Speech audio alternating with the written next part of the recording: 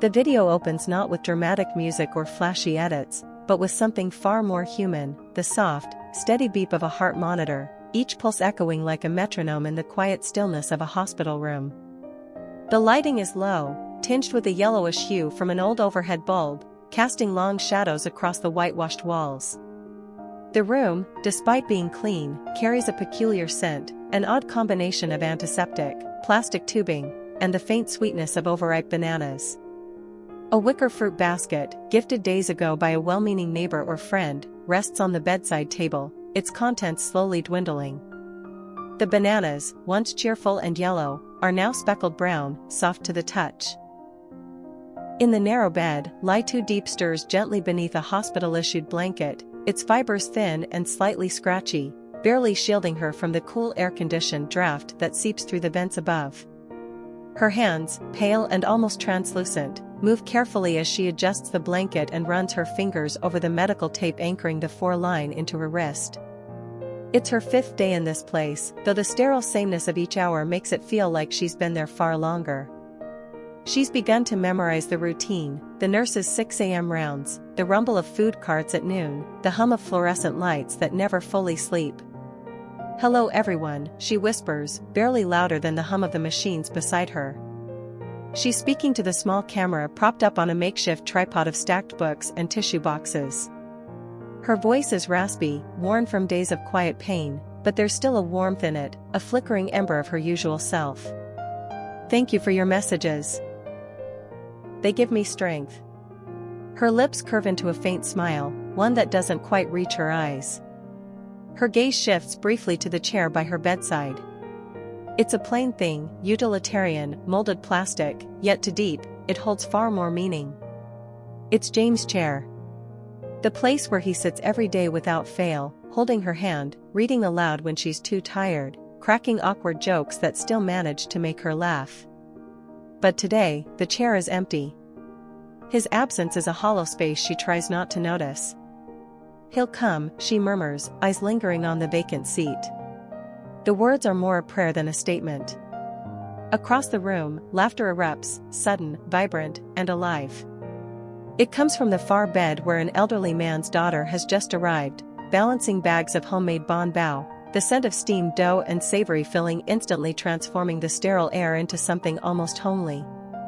The daughter's voice is animated, full of love and familiarity. Diep watches from her bed, her smile soft, wistful. "I wish I had family like that," she says quietly to the camera. Her tone is more contemplative than bitter, a gentle ache rather than resentment. As if determined not to drown in her loneliness, Diep reaches for a guava from the basket. It's slightly bruised, but fragrant. With a small fruit knife, its handle worn from years of use, she begins to peel it in slow, deliberate motions. The rhythm of the peeling becomes its own form of meditation. "Auntie," she calls out, addressing the elderly woman in the next bed. They'd only spoken briefly the day before, but in a place like this, time stretches and deepens connections. "Eat with me." The woman looks over, surprised. Her face is lined, her skin papery thin, her eyes cloudy with age and something else, uncertainty, perhaps. After a moment, she nods and reaches out with trembling fingers. They eat in silence at first, the guava's tangy sweetness a welcome distraction. And then, like a dam breaking, the stories begin to flow. The auntie speaks of her rural village, of rice paddies and monsoon seasons, of the husband she lost years ago, and the son she raised alone, now living abroad and seldom calling. She admits her greatest fear, dying without seeing him again. Diep listens, eyes glistening, hand still holding a half-peeled guava. "We're the same," she whispers. "Alone, but not alone." And somehow, in those few words, something unspoken passes between them, a bond that defies blood or background. Around them, the hospital carries on in its relentless rhythm. Nurses walk briskly past the curtain divider, adjusting 4 drips, checking charts. A doctor murmurs a quiet diagnosis to a family in the hallway. From somewhere nearby, a small radio plays a tinny love song, the lyrics barely audible but oddly comforting. It's a place of suffering, yes, but also a place of raw humanity, where people cling to each other in their most vulnerable moments. Deep, her fingers sticky from fruit juice, turns reflective. "You know," she says to the camera, holding the guava in her palm as if it were a treasure, "in books, they say health is the 1 in 1 million. She pauses, looking at the fruit, weighing not just its weight, but its meaning. "No amount of money matters if you lose that one." Her voice catches, not because of the sickness ravaging her body, but because the truth of her words pierces her heart. "I used to think success meant a career, a house, vacations. Now? Success is waking up and not needing this needle in my arm." Just then, a nurse enters, young, bright-eyed, her tone upbeat. "Ms. Deep. Your tests came back, you've improved by 90%. The announcement is like a small sun bursting through storm clouds. Deep lights up, her face animated in a way we haven't seen all day. But the joy flickers as her eyes glance toward her roommate, the auntie, whose chart holds no such miracle. Compassion tempers her celebration. That night, as soft rain patters against the windowpane and thunder rumbles in the distance, Deep sits upright, peeling another guava with practiced care. The fruit, once again, is not just nourishment, but offering. She turns to the auntie and smiles. "Tomorrow, I'll bring mangosteen," she promises, her tone reverent, like she's offering a piece of her spirit. In a place often defined by pain and silence, the act of sharing fruit becomes sacred, a gesture of solidarity, of remembrance, of unspoken love. In the world outside, people chase grandeur. But here, in this modest hospital room, a guava passed between hands carries the weight of the world. The sterile silence of the hospital fades to the steady hum of fluorescent lights as the camera cuts sharply to a warm, wood-paneled office, its walls lined with books, plaques, and models of bridges and construction sites. The contrast is striking. The camera pans across a cluttered desk, blueprints rolled into cylinders, contracts strewn like fallen leaves, a coffee mug stained with yesterday's dregs. Behind it, James sits rigidly in a leather chair, the weight of 1,000 decisions pressing into his spine. His tie is loosened, not out of comfort, but exhaustion. He rubs his neck as a nervous supplier, mid-40s, slides a thick envelope across the desk. The man avoids James's eyes, the sheen of sweat on his temple betraying his calm facade. 13 years in business, huh? James taps a calloused finger on the first page of the document, his voice calm but sharp, like a scalpel. "You've survived the floods, the price hikes, 2 labor strikes. So you know what's at stake." The supplier gives a shaky nod. "Yes, sir. Absolutely." James flips through the papers with surgical precision. When he lands on a clause, small font, tucked between logistics and customs, he stops cold. Clause 4.3, James says flatly, and the room goes still. "Raw timber sourcing. These certifications, where are they from?" The supplier stammers. "Local forestry department, sir." "All verified." James narrows his eyes. "Last quarter, we trusted verified documents. They were forged. That little error?" He slams the folder shut. "Cost us $2 million and a media scandal. If you think I'll let that happen again?" He grabs a pen and scribbles an addendum onto the contract, his strokes sharp and unforgiving. "We inspect every shipment. Independent auditors. Twice. You cheat, the deal dies. No arbitration. No grace." The supplier nods furiously. "Understood. We'll cooperate fully, Mr. James." James signs. The ink is still wet when his phone buzzes. He picks it up instinctively. A message. "Deep **** doctor says I'm improving." Just a simple line, but it punches through the tension like a shaft of sun through clouds. His expression softens.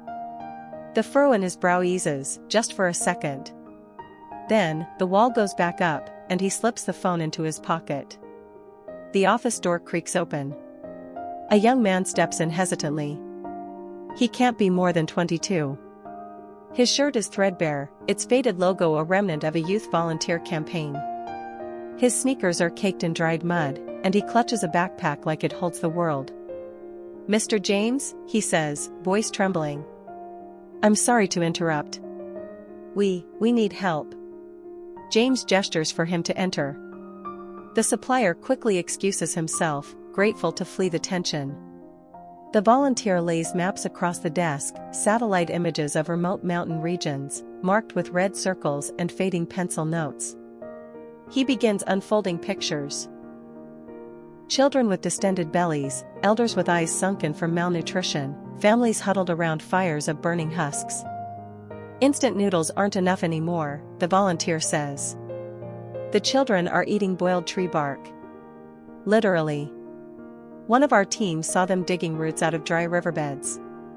James sits back. He's seen a lot: disaster zones, broken dams, scorched villages, but something about these images disarms him. Maybe it's the contrast. While he's negotiating timber contracts and sipping espresso, children are gnawing on bark. The volunteer watches him closely. "The government aid won't reach them for weeks. We're asking private donors. You built roads near their village last year. They remember your name." James rubs his temples. He thinks of the board meeting in 2 days, the quarterly review, profit margins, investor satisfaction. He thinks of the upcoming groundbreaking ceremony. The new contract is crucial. Delays will raise eyebrows. But he also thinks of the needle in Deep's arm. The thinness in her voice. "How many families?" he asks. 73 households. Around 200 kids. James runs the numbers in his head. Rice. Oil. Spices. Protein sources? The volunteer nods. Egg powder. Lentils. We can get wholesale quotes. We just can't cover transport and shortfall. James stands. Calculate the full cost. Transport included. I'll cover the difference. The assistant, who's been lingering quietly in the doorway, finally speaks up. "Sir, with respect, the board wants profitability, not philanthropy."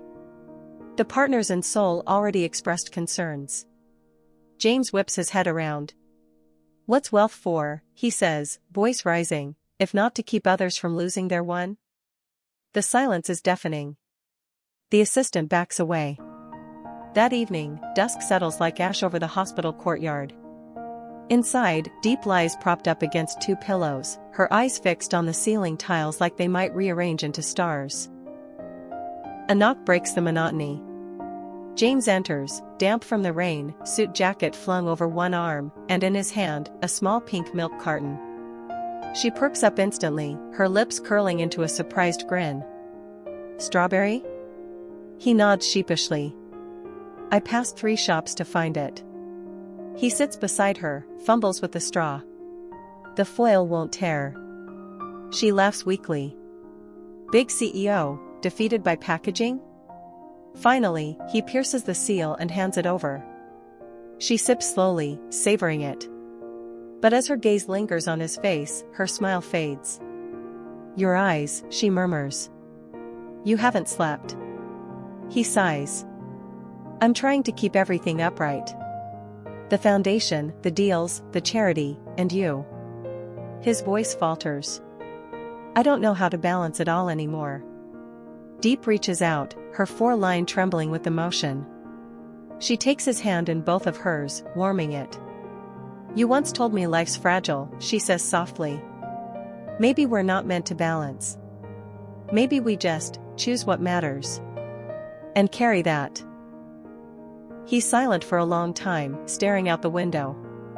Outside, the rain taps gently against the glass, each drop like a heartbeat, a reminder. "I chose you," he whispers. She squeezes his hand. "Then you've already won."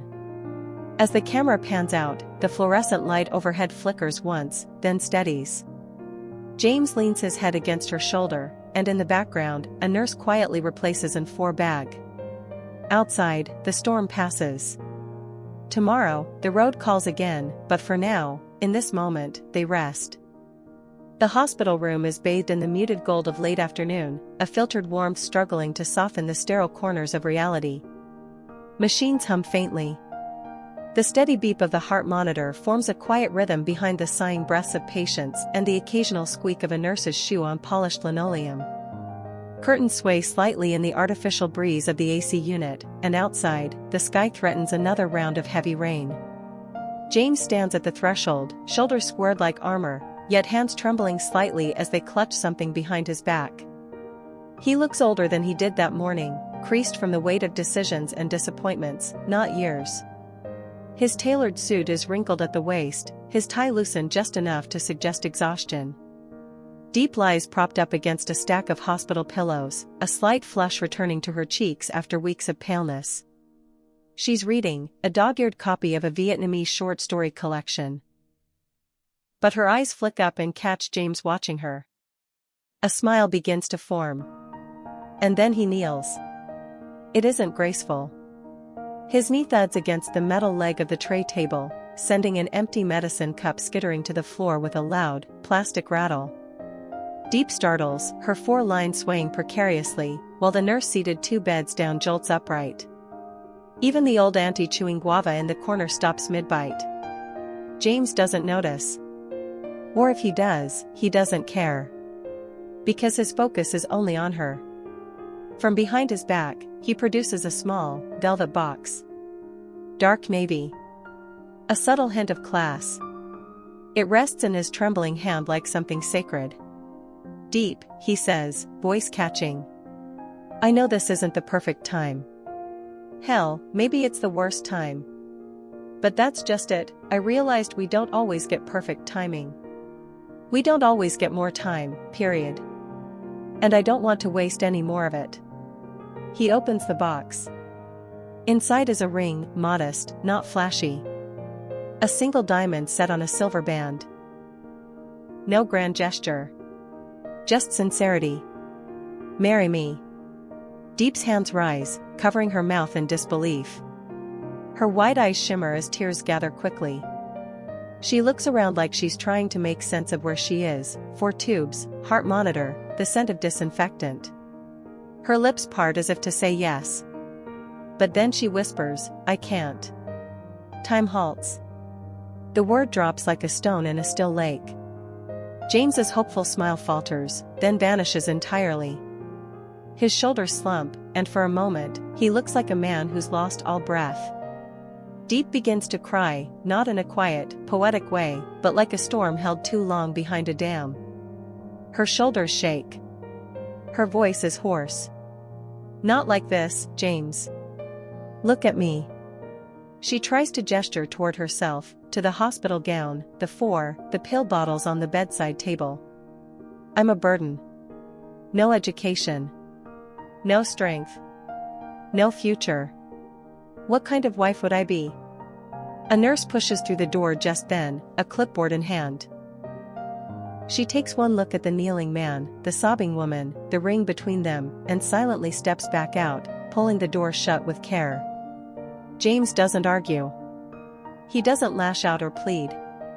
Instead, he lowers himself fully to sit on the edge of her bed, still holding the open box. His free hand gently reaches out, brushing her wrist, tender and bruised. You think I care about any of that? He murmurs.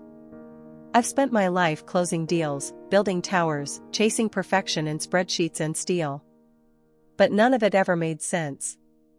Not until you. She turns her head away from him, toward the window.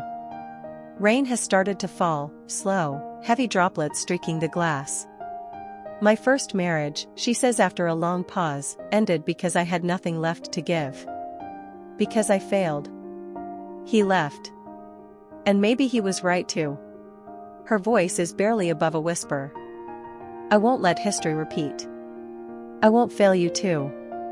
James sets the ring box on the bedside table. He doesn't close it. Doesn't push it toward her or take it back. He just lets it sit, an open question. Then let me help you get strong again, he says. Let me be with you while you rebuild.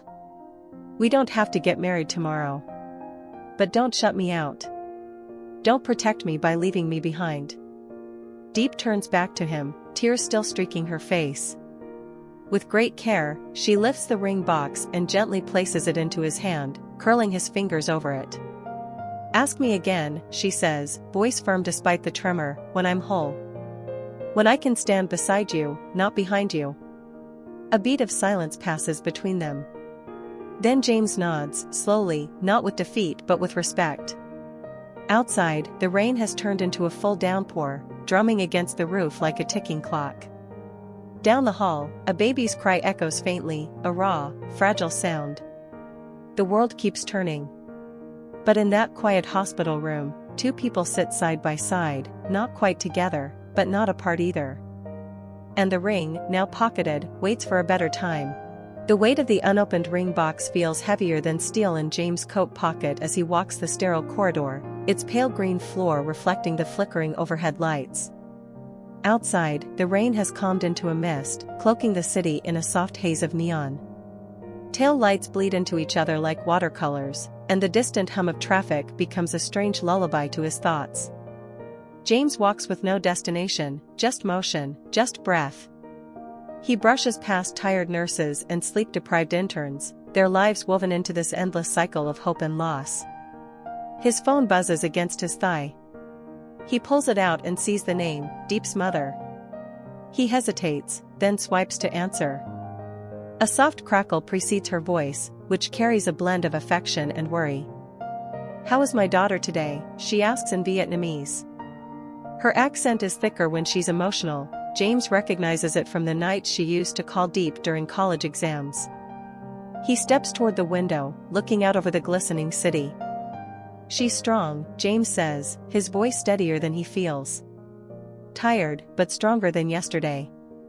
Inside the hospital room, Deep sits propped against the pillow, her thin fingers gently tracing the purplish bruises that blossom beneath the transparent tape of her fore. She watches the door, waiting for his familiar shadow to stretch across the hallway light. The silence of the room isn't lonely, it's anticipatory. Her eyes shift to the bedside table where a now lukewarm cup of chrysanthemum tea sits untouched.